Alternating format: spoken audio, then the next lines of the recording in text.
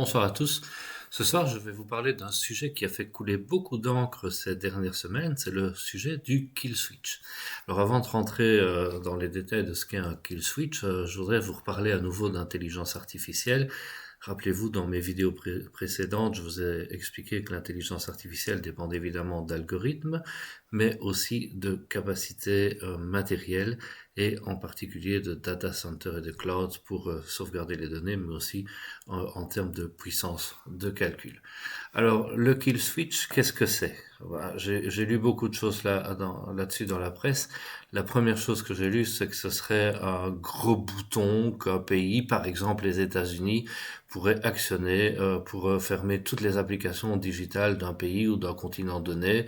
Et d'ailleurs, quand le président des États-Unis s'exprime à propos du kill switch, c'est un petit peu ce qu'il laisse sous-entendre.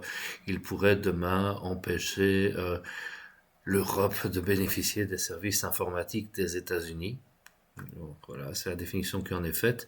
En pratique, c'est beaucoup plus complexe que ça. Il n'existe pas de gros bouton rouge. Mais ce que le président Trump rappelle simplement, c'est qu'un pays qui n'est pas autonome et qui dépend donc d'un autre pays, par exemple la Belgique, qui dépend beaucoup des États-Unis pour ses infrastructures cloud, pourrait se voir imposer des sanctions par ce pays. Autrement dit, les États-Unis n'ont pas un gros bouton rouge pour empêcher la Belgique d'avoir accès au cloud et d'autres choses. Et d'ailleurs, je pense que les providers de cloud ne seraient pas contents, mais des sanctions pourraient être imposées qui réduiraient en fait notre capacité à utiliser ces clouds. Alors ça, c'est une première possibilité, c'est une première forme de kill switch, restreindre les fonctionnalités. Et en fait, les États-Unis le font un peu avec l'intelligence artificielle. On voit que certains modèles d'intelligence artificielle maintenant sont restreints dans leurs fonctionnalités lorsqu'on est hors États-Unis. Donc ça, c'est une première façon de faire un kill switch. Une autre façon qui est beaucoup moins discutée, c'est en fait d'augmenter drastiquement les prix. Rien n'empêche demain le président des États-Unis d'essayer d'influencer les providers américains pour que les prix du géant informatique dont on ne citera pas le nom soient multipliés par 5, voire par 10. Ce ne sera pas un kill switch, mais comme on est très dépendant, ça aura un impact dramatique sur nous.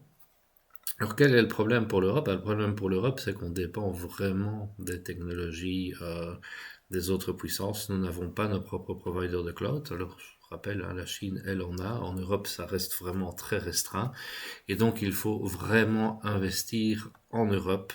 Je viens de voir aujourd'hui qu'il y avait un nouveau programme pour l'intelligence artificielle qui allait être financé par la Commission européenne. Et on reviendra sur la façon dont la Commission européenne finance des programmes en saupoudrant partout, mais bon voilà, financer ce programme c'est bien, mais si demain la puissance de calcul qu'il faut pour exécuter ces nouveaux algorithmes d'intelligence artificielle est trop onéreuse, en fait le programme va perdre beaucoup de sa superbe. Donc j'espère que dans le programme d'intelligence artificielle proposé, il y aura la possibilité de créer des data centers, et c'est un peu vers ça que l'Europe s'oriente, puisqu'elle parle de plus en plus de créer des usines gigantesques d'intelligence artificielle. Donc pour l'instant, voilà, le kill switch, ça reste un problème pour nous, pas sous la forme décrite dans la presse, il n'y a pas de gros boutons rouges, il y a des augmentations de prix, des restrictions de fonctionnalités, mais il y a ce programme européen d'usine d'intelligence artificielle, reste à espérer qu'il sera exécuté correctement. Donc n'ayons pas peur de perdre les services, mais